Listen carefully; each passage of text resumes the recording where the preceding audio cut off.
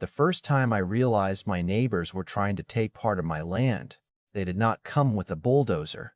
They did not come with a warning sign, and they definitely did not come looking like people who were about to start a fight. They came in a brand new black SUV on a quiet Tuesday afternoon, parked right at the edge of my gravel driveway, and a woman in a designer jacket stepped out holding a folder like she was delivering good news. I remember looking at that folder and thinking, well, that is probably never a good sign when someone from the neighborhood association shows up at your house carrying paperwork and a smile that looks a little too rehearsed. My name is Daniel Harper, and for most of my life I have lived on a small piece of land outside Red Hollow, Texas, a place where the mornings are quiet. The wind moves through the fields like it owns the place, and everybody knows everybody's truck before they know the person driving it. My property is not some luxury ranch with fancy gates and expensive landscaping. It is just 38 acres of open pasture, an old barn, a weathered wooden fence, and a small house that my father built with his own hands back in the 1970s. To most people, it probably looks ordinary, but to me, it is the one place in the world where every corner has a memory attached to it. The old oak near the backfield is where my dad taught me how to fix a fence. The barn still has scratches from the horses we used to keep, and the cedar gate at the southern edge of the property has my grandfather's initials carved into it from when he built it more than 60 years ago. That land was never just dirt to me, it was family history. So when the woman from the neighborhood association stepped out of that SUV and said, "Mr. Harper, we are going to need about 3 acres from your southern field for a new community trail and garden project," I honestly thought I had misunderstood her. I laughed a little, because sometimes when something sounds completely unreasonable, your brain tries to turn it into a joke before it accepts reality. I said, "I'm sorry. You are going to need what?" She smiled politely and opened the folder. "The association has approved a community improvement plan. The trail will benefit everyone in the area." The way she said it bothered me, not because she was rude. Actually, that was the strange part. She was calm, professional, almost friendly, but there was something underneath it, like she was not asking me for permission. She was informing me about something that had already happened. I looked past her shoulder toward my southern pasture, the same field where my grandfather used to walk every morning with a coffee mug in his hand. "That land is not for sale," I told her. "I am not interested." She tilted her head slightly, almost like she was surprised I did not understand. Then she closed the folder and said, "I'm sure we can work through the paperwork." I remember those words because they stayed with me. Work through the paperwork. That was how she described taking land that did not belong to her. She walked back to her SUV, got inside, and drove away while dust rolled across the driveway behind her. I stood there for a long time after she left, staring at the road, trying to convince myself I was making too much of it. Maybe it was just a misunderstanding. Maybe somebody at the association office had made a mistake. But 2 weeks later, a thick envelope arrived in my mailbox. And that was when I realized this was not a misunderstanding. It was a plan. Inside was a letter from the Willow Creek Community Association, written in expensive-looking paper with official language about land adjustment, community access improvements, and neighborhood benefit allocation. The kind of words that sound important but somehow make you feel like you need a lawyer just to understand what they mean. The letter gave me 15 days to comply. 15 days. That was it. No conversation, no meeting, no real explanation. Just a deadline. I sat at my kitchen table that night with that letter in front of me, and I remember feeling something I had not felt in years. Not anger exactly, but disbelief. I kept thinking, how do we get to a point where someone can walk onto your property, tell you what they need, and expect you to simply accept it? The next morning, I grabbed my old Ford pickup and drove into town to the county records office. The truck rattled over the dirt road like it always did, the same way it had for almost 20 years. And somewhere between my house and that government building, I made a decision. I was not going to fight them by yelling louder. I was not going to threaten anybody. I was going to find out exactly what they were trying to do, and I was going to let the facts speak for themselves. because something told me the truth was buried somewhere in those records. When I walked into the county records office that morning, I was not expecting to find some huge conspiracy or uncover some dramatic secret. Honestly, I was hoping the clerk would look at the paperwork, shake his head, and say, "Mr. Harper, somebody made a mistake." I wanted it to be simple. I wanted to leave there with a corrected document and drive home before lunch. But life has a funny way of giving you exactly what you are not prepared for. The records office was one of those old government buildings where everything looked like it had been there since the 1980s. The lights buzzed above my head. The carpet had seen better decades, and the air smelled like old paper and coffee. I walked up to the counter and explained why I was there. The clerk, a quiet man named Walter, listened without interrupting. Then he disappeared into the back room and came back carrying a file box that looked like it weighed more than my truck. He placed it on the counter and said, "You might want to take your time with this one." I opened the file, and at first everything looked normal. Old property records, tax documents, maps, surveys. The kind of paperwork most people never look at until there is a problem. Then I saw it. A new boundary map. A thick red line had been drawn across the southern edge of my property, cutting through my pasture like somebody had taken a ruler and simply decided where my land should end. I stared at it for a few seconds because my brain was trying to catch up with what my eyes were seeing. There was only one problem. My signature was nowhere on the page. No approval, no agreement, no transfer, nothing. I looked at Walter and asked, "How can somebody change a property boundary without the owner signing anything?" He adjusted his glasses and said, "That is exactly the question you need answered."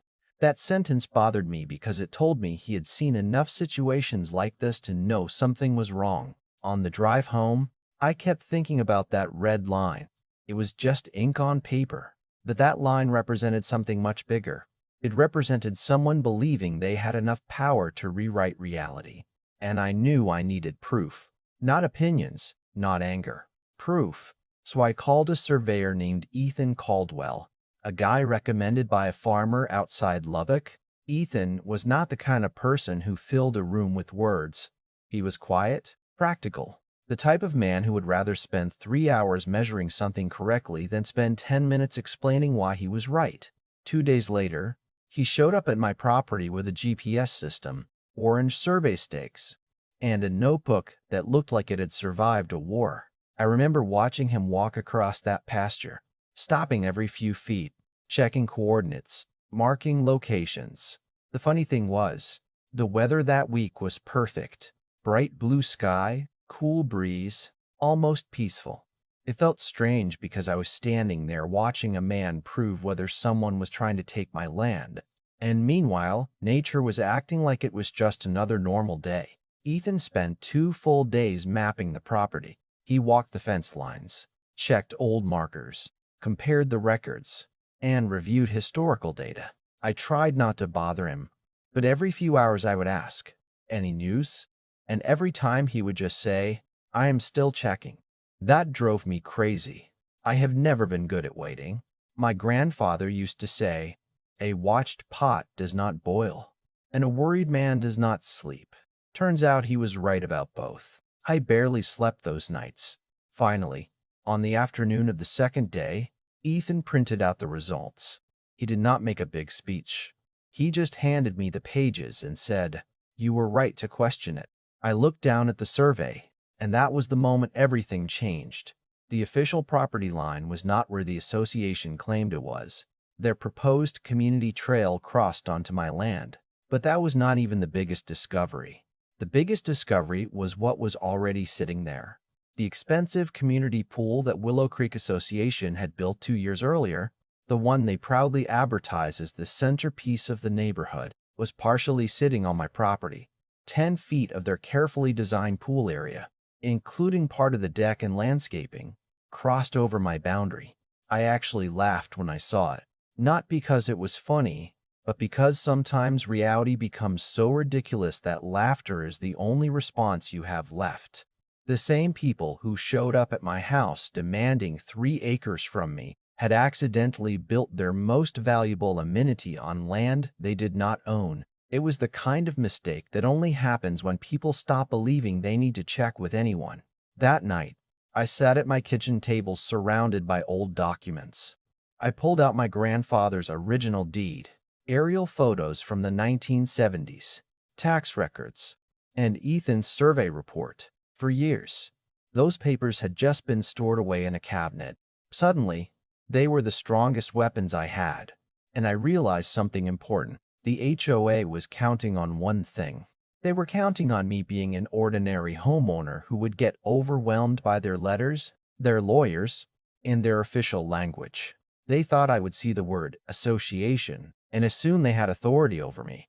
But they forgot one thing. Land remembers, records remember, and sometimes the quiet person sitting at the kitchen table has more power than the people sitting behind a boardroom table. The next morning, I sent copies of everything to a local journalist named Claire Morgan, who covered zoning disputes and property conflicts around the county. I did not expect much. I figured maybe she would write a small article, or maybe nobody would care.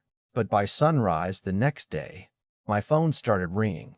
The headline was already spreading through town. Homeowner survey challenges Willow Creek land claim. Suddenly, the story was no longer just between me and the association. Cameras showed up. Neighbors started asking questions. People who had lived there for years began wondering if this was the first time the HOA had pushed boundaries too far. Then came the board meeting. The same room where they had probably planned to announce their new trail project became the room where everything started falling apart. I walked in carrying a folder of documents. The HOA president, Melissa Grant, looked at me and smiled that same confident smile she had worn when she first came to my driveway. "Mr. Harper," she said, "I hope we can resolve this professionally." I looked at the cameras behind me, then back at her and said, "That is exactly what I am trying to do." I brought the paperwork. Her expression changed slightly. Not much, just enough for me to notice, because for the first time since this started, she looked uncertain. And she had every reason to be, because in just a few minutes, everyone in that room was about to find out who actually owned the ground beneath their feet. I still remember the exact moment Melissa Grant stopped smiling. It was not dramatic. There was no shouting. Nobody slammed their hands on the table. And honestly, that was probably what made it more powerful. Her expression changed just enough for everyone in that room to notice the confidence she had walked in with. The same confidence she had when she stood in my driveway weeks earlier and casually told me they would handle the paperwork, started to disappear piece by piece. Because for the first time, she was not dealing with a homeowner she could pressure with official letters and complicated language. She was dealing with facts that did not care about titles, positions, or how expensive someone's suit was. I placed the documents on the table one at a time, and I watched the room change with every page. The original deed, the historical property records, the survey results, the aerial photographs. Every piece told the same story. The land had always belonged to me. The boundary they created existed only on their paperwork, not in reality. The county assessor stood near the front of the room and confirmed what the survey had already shown. The southern section of my property was still mine, and part of the community pool, the centerpiece of their entire neighborhood project, extended beyond their legal boundary. For a few seconds, nobody said anything. You could hear the air conditioning running above us. You could hear papers moving. You could hear people quietly whispering to each other, because suddenly, the story everyone thought they understood was completely different. The HOA had spent months talking about improving the community, but they had never stopped to ask the most basic question. Did they actually own the ground they were building on? Melissa finally leaned forward and said, "There must be some kind of mistake." And I remember looking at her because that sentence told me everything. Not, "We apologize." Not, "We should have checked." Just another assumption that somehow reality must be wrong because it did not match their plan. I calmly replied, "Maybe there is a mistake, but it is not in my survey." That was probably the first time she realized this was not going away. The funny thing about paperwork is that people often ignore it when they think they have the advantage. They assume nobody will dig deeper. They assume most people will get tired, give up, or decide it is easier to walk away. And maybe that works sometimes.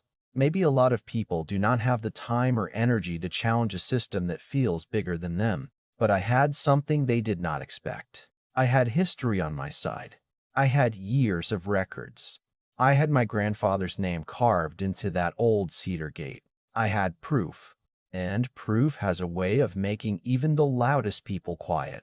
After that meeting, things moved faster than I expected. The same HOA that had given me 15 days to comply suddenly needed time to review the situation. Their lawyers, who had previously sounded very confident in their letters, started using much softer words. The trail project was paused. The board members stopped talking about taking my land and started talking about finding a solution. Within a week, their attorneys officially withdrew their claim, and the association sent me a written apology along with payment for the survey expenses. Some people in town joked that the HOA had accidentally built the most expensive swimming pool in the county on the wrong side of a line. I laughed when I heard that because, honestly, there was some truth to it.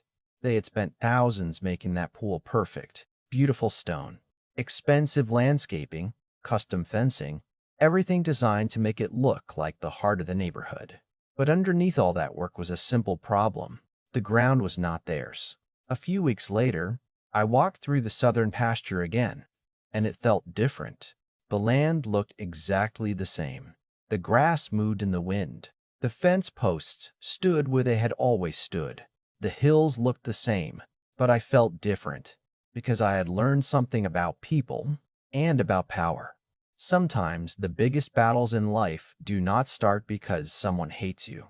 Sometimes they start because someone convinces themselves that what they want is more important than what is right. I do not think every person at the HOA had bad intentions. Some of them probably honestly believed they were helping the neighborhood. They wanted a trail. They wanted a garden. They wanted something they could point to and say, "Look what we created." But somewhere along the way, the desire to create something for the community turned into the belief that they could simply take something from an individual. And that is where things went wrong. There is a difference between asking and taking. There is a difference between cooperation and control. Communities only work when people respect the boundaries of the people living inside them. Without that respect, even the nicest neighborhoods can become places where people feel powerless in their own homes. Months later, I was standing by that cedar gate at sunset. The same gate my grandfather built decades ago was still there, the wood worn down by years of Texas weather, the carved initials still visible if you looked closely. In the distance, the HOA pool reflected the orange evening light, glowing almost like nothing had ever happened. And that was the strange part.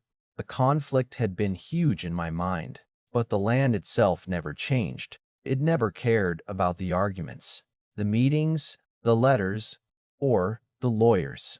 It simply stayed where it had always been, waiting for someone to defend the truth. I put my hand on that old gate and thought about my grandfather. He never had much money. He never owned fancy things. But he understood something that a lot of people forget. What you build, what you protect, and what you leave behind matters, not because of the price tag attached to it, but because of the meaning behind it. That land was not valuable because it was 3 acres. It was valuable because it represented decades of memories. It represented every morning my family spent there, every storm we survived, every piece of work we put into making it ours. And no paperwork from an organization could erase that. Now, when people hear this story, they usually have one of 2 reactions. Some people say the HOA was simply trying to improve the neighborhood and made a serious mistake. Others say they crossed a line the moment they treated private property like something they could claim without permission. And I think that is what makes stories like this interesting. There is always a bigger question underneath the conflict. How much power should an organization have over the people it represents? When does community improvement become personal overreach? And when someone believes they are doing the right thing, who decides where the line is? I want to know what you think. If you were in my shoes, would you have fought back with documents and legal proof? Or would you have tried to find a compromise before things went this far? Do you think the HOA was acting carelessly? Or do you think they simply made a mistake that became bigger than anyone expected? Leave your thoughts in the comments, because these conversations are not just about one piece of land or one neighborhood. They're about fairness, respect, and what happens when ordinary people decide they are not going to be pushed aside. And if this story made you think about your own community, your own property, or a time when you had to stand up for what was right, share this video with someone who understands that sometimes the quietest person in the room can be the one who changes everything.